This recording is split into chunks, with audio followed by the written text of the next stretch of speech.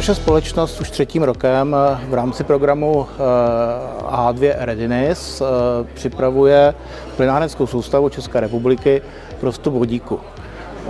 Ty cesty budou v podstatě dvě. Jedna cesta spočívá ve vstupu směsi vodíku se zemním plynem v koncentraci okolo 2, maximálně 5%.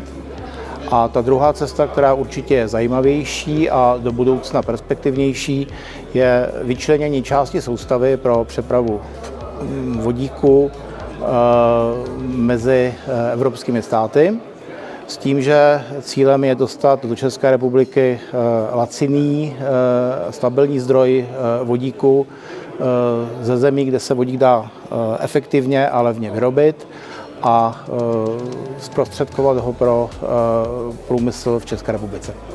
Máme za sebou analytickou fázi a připravujeme konkrétně 2 vybrané plynovody na vyčlenění v letech 2030 a 2032. Jejich denní kapacita by měla být 144 GWh energie.